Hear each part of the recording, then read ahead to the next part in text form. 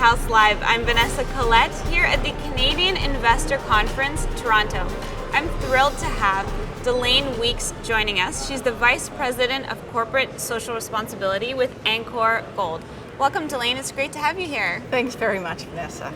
Now, Delayne, to start out with, let's talk about why Angkor Gold is different from other gold companies.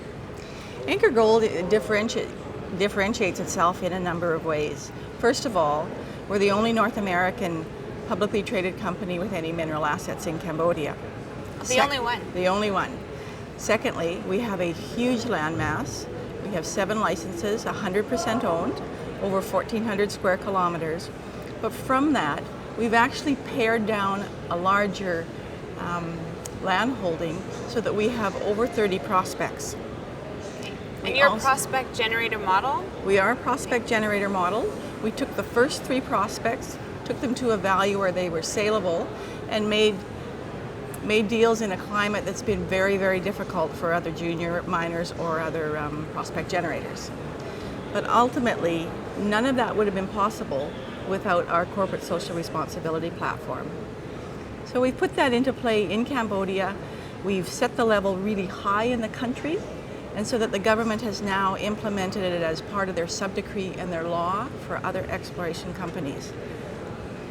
Future, every explorer in the country has to undertake an element of corporate social responsibility. Wow. So it's set a new standard for any company that's going to be mining in Cambodia. Exactly. From now on. Exactly. We also work with the government to help develop health, safety, and environmental policies. And as the country moves forward towards greater development, we also try to bring forward the practices from other countries that have developed the industry. So tell us about your CSR program.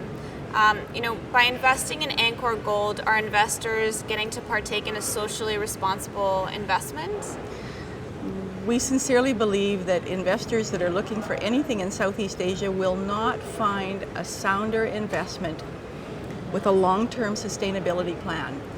When you look after the social aspect of the communities in which you work, you have their support on a long-term basis. Right. And that's what Angkor Gold has managed to do.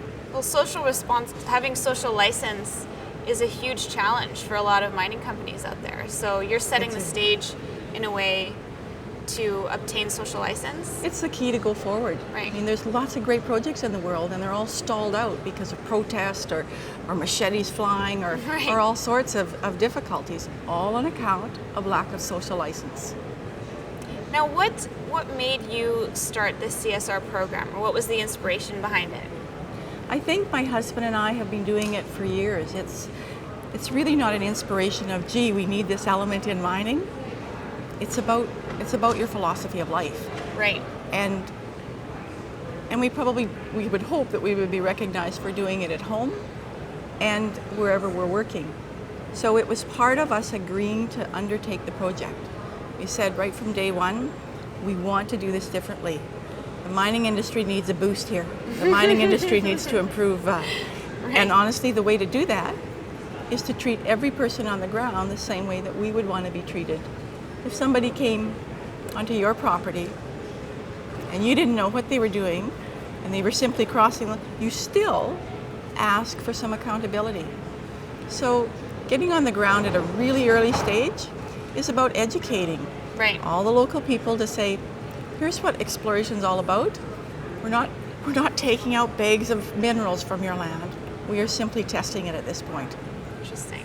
And so you're about to start the first legal mine in Cambodia, is that correct? That is correct. We are working with an Indian partner, and they have requested 12 square kilometers for a mining license from one of our licenses, and it will be Cambodia's first operating legal entity that pays a royalty to the government. Fantastic. So the government's really looking forward to that. We're looking forward to that. Right. And their Indian partner is as well. And you also have, so tell us about Angkor Gold. So they're a partner of yours, and they're an iron ore producer? Angkor Gold produces iron ore in India, large partner, and they are undertaking that mineral operation. We recently also made another deal, our third deal, with Tohu Group out of China. They've come in as an equity player, and they've been an exemplary partner bringing in an additional 25 specialists in geophysics and geology. So we're really excited to move forward with that. Well, that's very exciting. So tell us about the CSR program. You said education is a big component. Education's a component in ongoing social relations across the globe. Okay. And ultimately, education, sanitation, water solutions, and economic development summarize in general what we undertake. One of the biggest improvements we can do in Cambodia, because they have such a young population, the median is 21.7 years of age, all they lack is a skill set. They have a really keen population and they want to go to work, and social media has shown them what's available to them. So training from, that means taking them from grade school and giving them the skills that the villages are asking for. Right. Ironically, we get people in the villages that say, can you teach our children English? And we say, your kids are just 6 and 7 years old, but that's what they'll ask for.